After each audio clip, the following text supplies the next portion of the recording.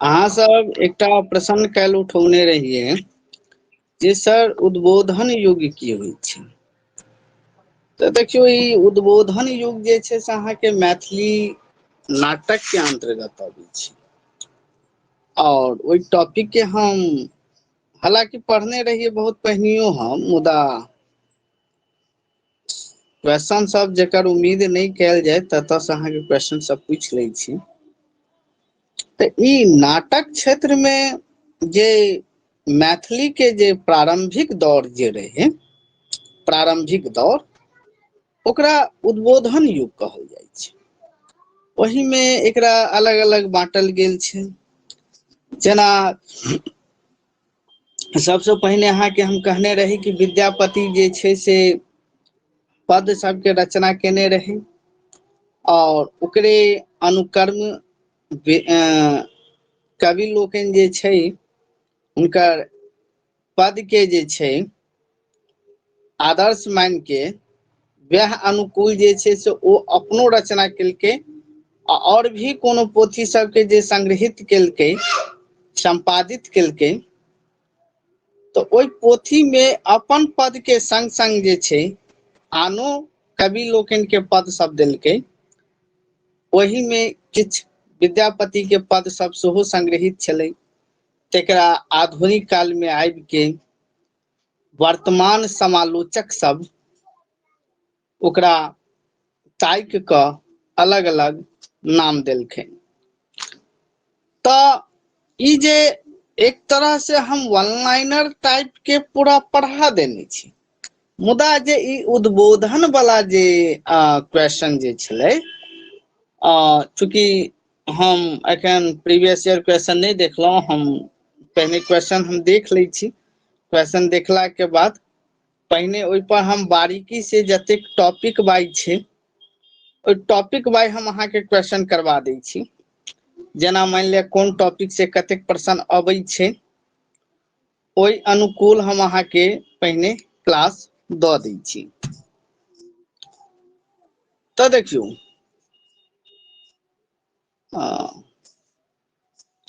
तऽ एहिमे जे छै से सबसँ पहिने जेना नाटक एक सामाजिक कला थिक आ एक भाग ओ साहित्यक अंतर्गत अबै अछि, तऽ दोसर भाग विविध विविध दृश्य ललित कला सेहो अबैया नाटक।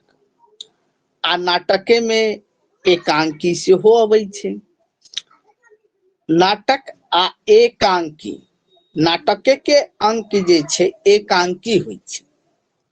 जे प्रेजेंट में जे छै एकांकी जे छै मतलब एक अंक में, एक अंक में रचित के एकांकी कहल जाइ छै। मतलब ओकरा सामाजिकता तौर पर जेना जागरूकता के तौर पर, जेना शिक्षा से संबंधित, व्यवसाय से संबंधित कोनो भी जे बढ़ावा जे कोनो विधा के हम या कोनो क्षेत्र के हम बढ़ावा दै छियै, ओहि पर जे नुक्कड़ नाटक सब जे खेलाओल जाइ छै, जेना विद्यालयों में जे छै से बच्चा के द्वारा खेलायल जाइ छै। जे एखन एतेक जीवन में व्यस्तता, मानवक जीवन में एतेक व्यस्तता भऽ गेलै कि आब केओ जे छै कोनो भी चीज शॉर्टकट में, आब देखबै जे एखुनका समय में आदमी सिनेमा हॉल में फिल्म देखऽ के लेल नहि जाइ छै, नहिये के बराबर जाइ छै। भऽ सकैया कतौ कतौ हेतै, कोनो क्षेत्र में हेतै सिनेमा हॉल। आब जे छै से फिल्मो जे छै देखबै अहाँके बहुत गोटे देखबे नहि करै छै, मोबाइल छूलक, ओनी ओनी रील देखलक, 10 मिनट 15 मिनट के कोनो नाटक टाइप के जे आब तऽ बहुत यूट्यूबर सब ओकरे एकांकी कहल जाइ छै। तऽ ओहि में जे छै जे हमर प्रारंभिक दौर जे छलै ओकरा हम एतेक पढ़बै, रीड करबै तऽ हमरा से सम्भव नहि छै जेकि अहाँ स्वयं एकरा पढ़ियौ, बारीकी से पढ़ियौ। हम एहि में किछु किछु ओहि समय में नाटक सब जे रचना भेलै, आरंभिक दौर ओकरा उद्बोधन युग कहल गेलै। स्वतंत्रता के बाद जे छै से अहाँके नाटक सब लिखल गेलै, रचल गेलै। तो ओकरा स्वतंत्रता के रूप में राखल गेले, अलग अलग कैटेगरी में एहि नाटक सबके जे छै बांटल गेल छै। जाहिमे देखियो वही पर हम चर्चा करब। शंकर देव असमिया नाटक के जनक भ गेल और असमिया नाटक के या विद्यापति से ओ बहुत प्रभावित छले, विद्यापति से उमापति से ओ बहुत प्रभावित छले। उमापति के ही देखैत ओ जे छै से परिजात हरण नाटक के रचना केने छै, मुदा उमापति जका जे छै से ओ नाटक नहीं भेलैया। विद्यापति के प्रभाव से जैसे विद्यापति के एतेक प्रभाव पड़ले कि विद्यापति के प्रभाव से एकटा नवका भाषा के उत्पत्ति भेले जकरा ब्रजबुल्ली कहल जाय छै असम। ई मैथिली के जे छै मैथिली के उपभाषा भ जाय छै।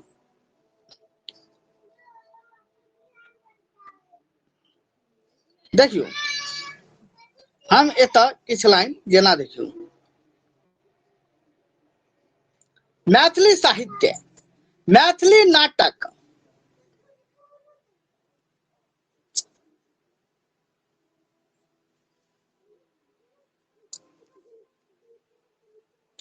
मैथिली नाट्य साहित्यक विवेचनोपरांत स्पष्ट भ जाय अछि जे ई अनन्य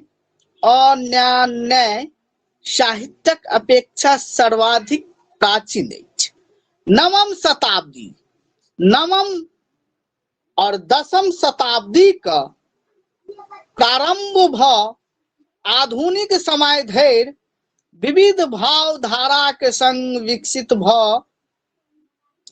भ अनन्य भारतीय नाटक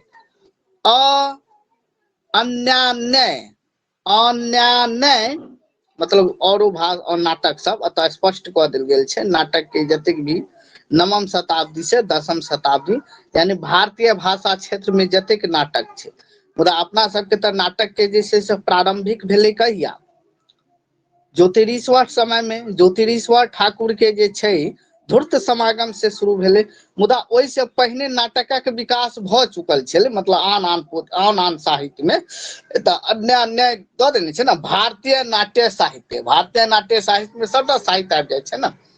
भारतीय साहित्य के जखने गप भेलै तऽ भारतीय साहित्य में ई मैथिली, उर्दू, हिंदी, संस्कृत सबटा आबि जाइ छै।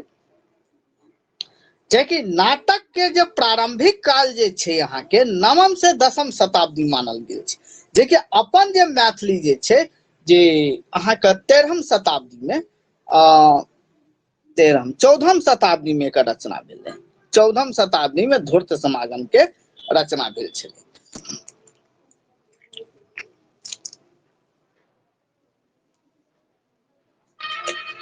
तऽ तै लऽ कऽ जेना एकटा गाछक पल्लव में मजर होइ छै, मजर होइ छै, तकर बाद टिकुला होइ छै, फल होइ छै, पाकै छै, पुनः फेन ओकरा जे छै से रोपै छै।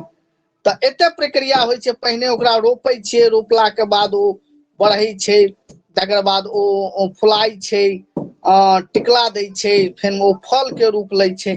तऽ तहिना जे प्रारंभिक काल छलै ओकरा उद्बोधन काल कहल जाइ छै। उद्बोधन काल में नाट्य कला राजभवन आश्रय में होइ छलै। राजा महाराजा के जे छै से राजभवन जे होइ छलै ओतऽ नाटक जे छै से खेलायल जाइ छलै, लिखल जाइ छलै आ राजे महाराजे के जे छै से आज्ञा से लिखल जाइ छलै।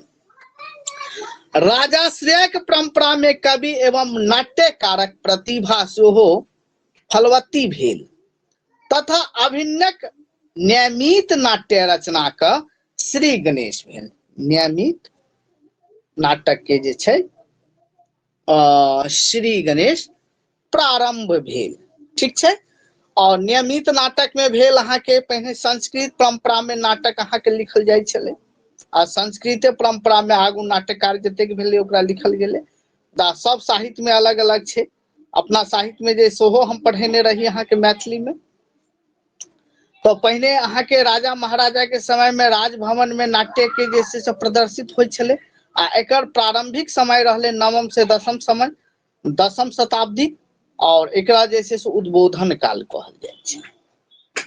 उद्बोधन देखियो 16 से तकर बाद नाट्यकारक प्रतिभा सेहो फलवती भेल तथा अभिनयक नियमित अभिनय केनाय, नाटक के अभिनय प्रदर्शित केनाय, नाट्य रचना के श्री गणेश भेल।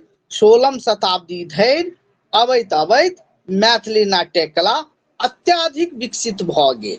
ठीक छै, जाहिमे अभिनय योग्य नाटक विरचित होमय लागल। उद्बोधन युग उमापति, यानी अपना मैथिली साहित्य में जे छै उद्बोधन युग कतऽ से भेलैया, हम तो पहिने कहलहुँ। अन्य भारतीय भाषा में जे छै से नवम से 10वीं शताब्दी में भेलै, यानी सब साहित्य के अलग अलग टाइम ऑफ पीरियड छै ना, मुदा अपन मैथिली साहित्य में जे छै जे ओना तऽ देखियो एतऽ देने छै उद्बोधन युग अहाँ के प्रॉपर उमापति से मानल गेल छै।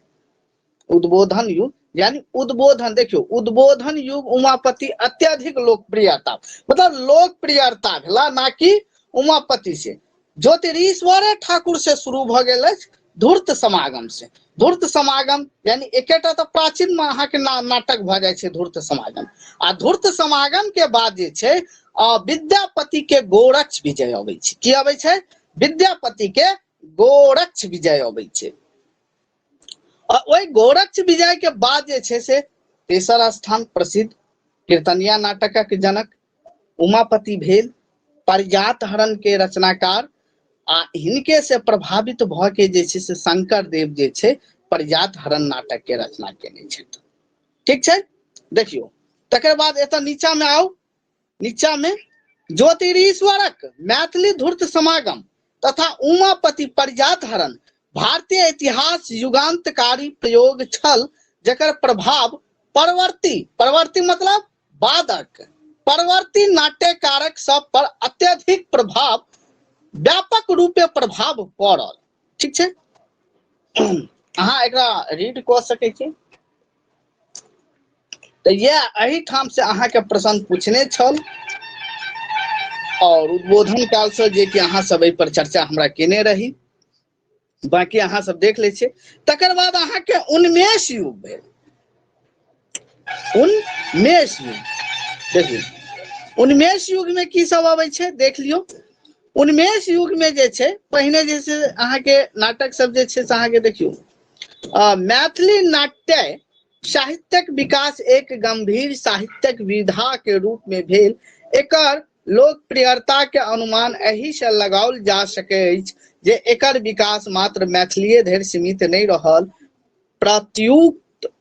प्रत्युत नेपाल एवं असम में सेहो मानल। यानी मैथिली नाटक के रचना जे हम पहिने कहने रही कि मैथिली नाटक के जे रचना जे छै जे मिथिला में रचल गेल कीर्तनिया नाटक नाम से जानल गेल अछि, नेपाल में रचल गेल अहाँ के नाटक मैथिली नाटक के नेवारी नाटक नाम से जानल गेल अछि, और असम में रचल गेल मैथिली नाटक के अंकिया नाटक नाम से जानल जाइया। जे कि ओतऽ जे छै से एकटा भाषा के और अहाँ के जन्म भेलै असम में, ब्रजबोली भाषा के जन्म भेलै, जे कि मैथिली यानी विद्यापति के पद से प्रभावित भेल। ठीक छै,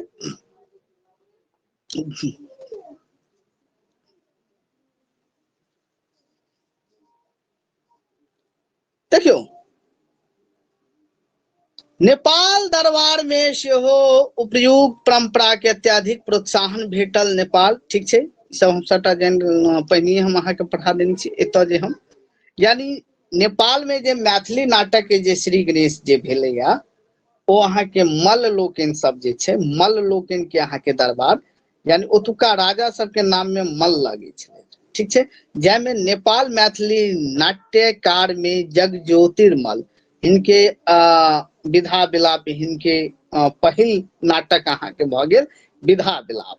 नेपाल में जो पहिल नाटक जे भ गेल ओ विधा विलाप अछि, आ हिनके अहाँ के शासन काल में रचल गेल अछि जगज्योतिर्मल के शासन काल में। ठीक छै, जगत प्रकाश मल्ल राजतत्व काल में नाट्य लेखन एवं ओकर अभिनय अपन चरम सीमा पर छल। ठीक छै, बाकी अहाँ पढ़ि सकै छी एकरा। हम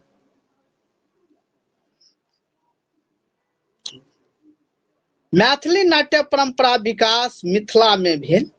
मिथिला में उपलब्ध मैथिली नाटक के जे जयकांत मिश्र छै, जे हम पहिने कहलहुँ कि जयकांत मिश्र जे छै से मैथिली साहित्य इतिहास में जे छै से एकर उल्लेख केने छै। जयकांत मिश्र एकरा कीर्तन या नाटक संज्ञा देलकनि, नाम देलकनि, और एके आलोचना करैत जे छै से रमानाथ झा जे छै एकरा कीर्तनिया नाच कहलकनि। की कहलकै? कीर्तनिया नाच कहलकनि। मुदा जे छै, या आब एतऽ देखियौ, हम अनेक दृष्टिसँ विश्लेषण के एकरा लीला नाटक के प्रेम शंकर सिंह के प्रेम शंकर सिंह, और देखियौ ई जे छै अहाँके हम प्रेम शंकर के ई मैथिली नाटक ओ रंगमंच के जे ई अहाँके जे पोथी व्यास लेल गेल अछि, देखियौ मैथिली नाटक ओ रंगमंच प्रेम शंकर सिंह के छै। हम कहने रही हमरा लग एकटा ने अनेक पोथी छै, बहुत पोथी छै, आ जे टॉपिक कहबै ओ टॉपिक के हम ताकि के राखि देब। तऽ ओहिमे यानी हम ई पहिने पढ़ौने छी, अपन पीडीएफ से जे अहाँ सबके पढ़ौने छी, जाहिमे हम कहने रही कि ई अहाँके ऑब्जेक्टिव 100% पूछे छै कि एते तऽ जरूर याद राखू। और कीर्तनिया नाटक के संज्ञा अहाँके जयकांत मिश्र जे छै से एकटा कीर्तनिया नाटक कहने छै, मतलब मिथिला में रचल गेल नाटक के, ठीक छै, ओकरा कीर्तनिया नाटक के संज्ञा इएह देने छै। आ एकरे आलोचना करैत रमानाथ झा कीर्तनिया नाच कहने छै। मुदा प्रेम शंकर सिंह जे छै मैथिली नाटक ओ रंगमंच में जे छै ओ जे छै लीला नाटक के संज्ञा देने छै। कोन नाटक के? लीला। अब लीला नाटक एहि लऽ के कि पाठ खेलायल जाइ छै ने, आब लीला ने के छै लीला, लीला मतलब कोनो मतलब जेना मतलब कहे के अर्थ भेलै कि जेना राधा कृष्ण भगवान जे छै से अपन लीला देखबै छै, कोनो मतलब एहन धार्मिक सँ रिलेटिव अहाँके कोनो एहन नाटक होइ छै जाहिमे ओ अपन रूप देखबै छै, अपन जे छै से ओ शक्ति देखबै छै, लीला देखबै छै।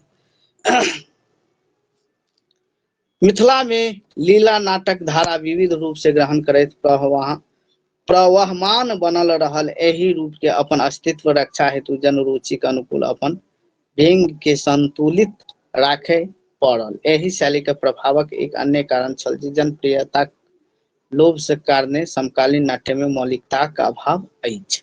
चलू आब हम जे छै एतऽ अबै छी, बाकी अहाँ सब एकरा देख लेबै। देखियौ एतऽ शंकर देव द्वारा प्रवर्ति ई सर्वथा नवीन शैली का अंक्या नाट के नाम से विख्यात भेल, जकर अनुकरण हिनक पट्टू शिष्य माधव देव हिनके शिष्य रहे। 9टा केने रहे, ठीक छै। टोटल अहाँके 18टा नाटक छै। कतेक छै? 18टा नाटक छै, याद राखब। तऽ देखियौ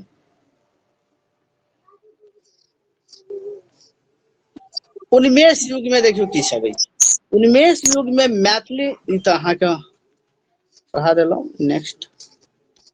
हाँ, उन्मेष युग में देखियौ, उन्मेष युग में मैथिली नाट्य साहित्य मध्य प्रौढ़ताक मतलब परिपक्व भऽ गेलै।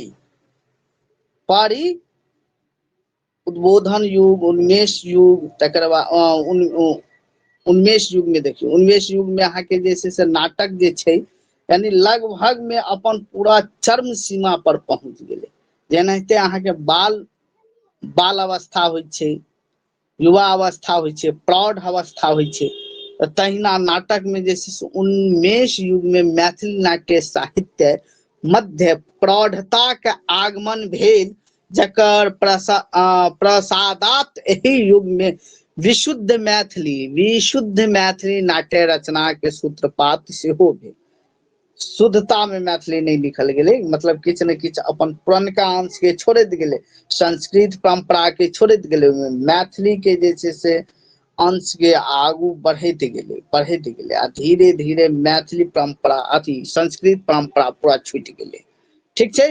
तकर बाद सूत्रपात भेल। उन्मेष युग सशक्त नाट्यकारक रूप में जीवन झा के नाम, याद राखू। आब आबि गेल उन्मेष युग में किनकर नाम लेल जाइ छै तो जीवन झा के नाम लेल जाइ छै। कनी हम पाछू और जाइ छी, कतौ छूटल या, ठीक छै। और हम पाछू जाइ छी कनी, देख लियो उद्बोधन युग में के सब अबै छै, या छै VVI। अहाँ के जो पूछत उमापति कोन युग में अबै छै, तो उद्बोधन युग में अबै छै। याद रखब, उमापति से जीवन झा के बीच में जतेक नाटककार भेल ओ उद्बोधन युग में अबै छै, याद राखब, ठीक छै। आब ई हम अखन पढ़ि रहल छी उन्मेष युग, आ उन्मेष युग में के आबि गेलथि, उन्मेष युग में अहाँके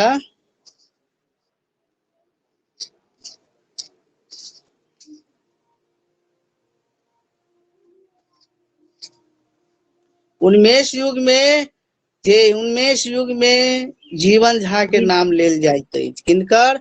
जीवन झा के नाम लेल जाइत अछि, ठीक छै। और एही युग में मौलिक नाटक, यानी ऐसे पहिने जे छै से अपन कंटेंट नहीं रहै छलै, यानी कोनो किनको ने किनको अनुवादित या कोनो पुराने पैटर्न के जे से घिसैत पिसैत पौराणिक से संबंधित अहाँ के नाटक सबके रचना होइ छलै। मुदा ई पहिल नाटक एहन नाटक छलै जे सामाजिक नाटक के रूप में यहाँ के सुंदर संयोग जे छै से अहाँ के नाटक के ई रचना केने रहे, जे कि सामाजिक नाटक। आ मैथिली साहित्यक नाटकक आधुनिक कालक नाटकक जनक किनका मानल गेल अछि, तो जीवन झा के मानल गेल अछि। किनका मानल गेल अछि? तो जीवन झा के मानल गेल अछि। मैथिली नाट्य साहित्य में नव नाट्यक शैली, यानी पूर्ण संस्कृत परंपरा के छोड़ के अपन मौलिक नाटक के और अपन कंटेंट के जे छै से ई रचना केने छलथि, जे नव शैली भेलै, ठीक छै। आ एही में जे छै से पत्र पत्रिका के बहुत योगदान रहलै न, आधुनिक नाटक में पत्र पत्रिका के बहुत योगदान रहलै। तकर बाद एही युग में मौलिक एवं अनुदित दोनों प्रकार के नाटक लिखल गेल। मौलिक एवं अनुदित दोनों प्रकारक नाटक के रचना समान रूपे भेल। स्वतंत्र, देखियो स्वातंत्र्योत्तर युग, स्वातंत्र्योत्तर युग। अब ई स्वातंत्र्योत्तर युग यानी स्वतंत्रता के पश्चात जे छै से जे भी नाटक के लिखल गेलै ओकरा स्वातंत्र्योत्तर युग। और ऐसे रिलेटिव अहाँ के देशभक्ति से रिलेटिव अहाँ के जे छै से नाटक सबके जे रचना भेलै, और बाकी जे छै से ऐसे आगू हम जे छै से आगामी हम अहाँ के पढ़ाई